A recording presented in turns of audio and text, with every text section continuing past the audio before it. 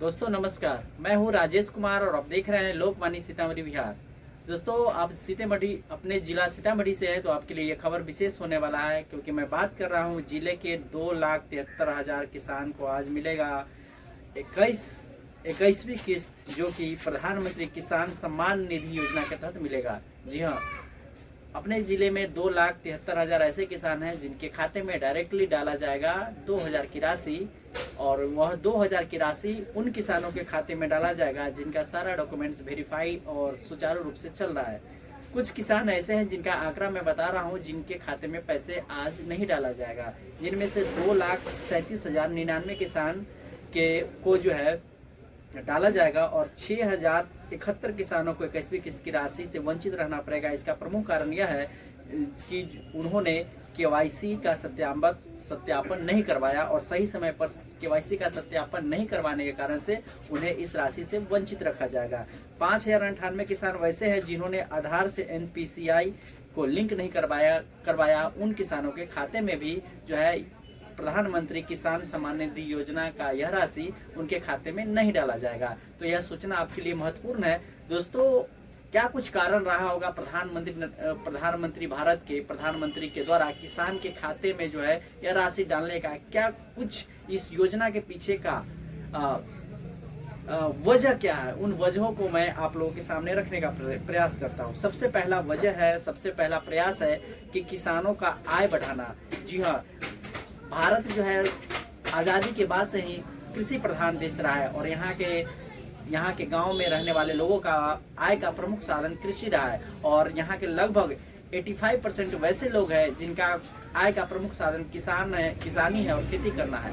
और खेती करने में आपने देखा होगा कि कभी प्राकृतिक आपदा आ जाता है, कभी सूखा पड़ जाता है, कभी बाढ़ आ जाता है, कभी बीज सही से नहीं मिल पाता है, कहीं सिंचाई सही तरीका से नहीं हो पाता है। तो इन सभी समस्याओं से हल करने के लिए प्रधानमंत्री ने 2,000 की राशि डालने का प्रयास किया, और इस प्रयास से कम से कम किसान को जो है इन आफत से लड़ने में सहायता मिल सके। दूसरा जो है खेती में मदद करना, जिससे किसान जो है कीट, बीज, उर्वरक, कीटनाशक आसानी से खरीद सके, और उनका रासायनिक उर्वरक के माध्यम से उनके फसल का उत्पादन बेहतर हो सके। कई बार पहले ये होता था कि किसान फसल तो बो देते थे खेतों में, लेकिन कीटनाशक के प्रयोग करने के लिए उनके पास पैसा नहीं होता था, और पैसे के अभाव में उनका फसल नष्ट हो जाता था और कम उपज होता था, जिस वजह से किसान जो है अक्सर जो है ब्याज में और कर्ज में चले जाते थे। तो इन सभी चीजों के समस्या का समाधान करने के लिए प्रधानमंत्री ने जो है इन समस्या पर विचार किया और किसान के खाते में 2,000 की राशि प्रत्येक 3 महीने पर डालने का प्रयास किया। उसके बाद है कर्जदाताओं से सुरक्षा।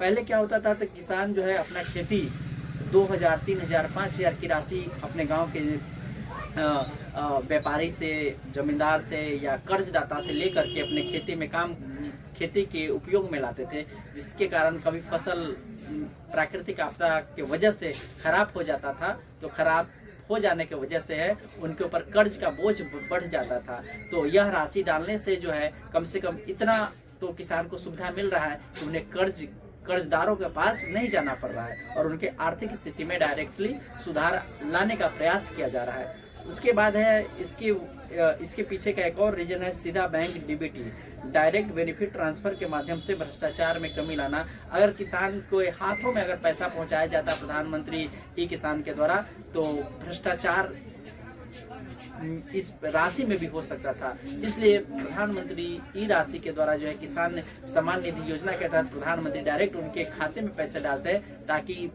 किसान को डायरेक्ट खाते में पैसा मिल जाए और उनका जो है इस राशि का वो सदुपयोग कर सके।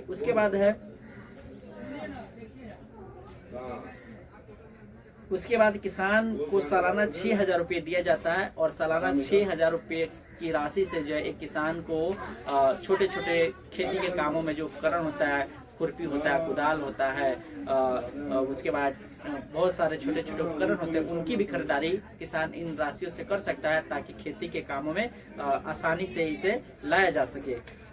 क्या भारत देश में ही ऐसा योजना है या अन्य देश में भी इस प्रकार की योजना है? तो दोस्तों मैं बता दूं कि भारत देश के अलावा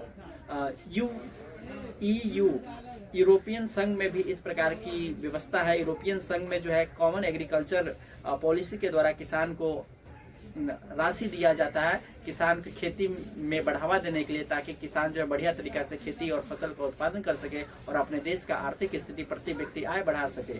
उसके बाद मैं बात करूँ यूएसए यूनाइटेड स्टेट अमेरिका भी जो है अपने किसान को जो है एक नगद राशि पे करती है, जिससे किसान जो है डायरेक्ट पेमेंट के माध्यम से उन्हें राशि प्राप्त होती है। और वहाँ पर जो है उचित मतलब कि एक आंकड़ा नहीं है कि कितना पेमेंट मिलता है किसानों को, फसल का उत्पादन अच्छा होने पे यह राशि को घटाया और बढ़ाया भी जाता है। यूएसए की मैं बात कर रहा हूँ। उसके बाद चाइना भी अपने किसान को आर्थिक मदद करता है, रसिया भी करता है, और इस प्रकार से अन्य कई क्षेत्र है जहाँ पे खेती उत्पादन का प्रमुख संसाधन है, वहाँ पर अलग अलग कंट्री भी अपने अपने देश के किसान को आर्थिक रूप से मदद करने का प्रयास करता है।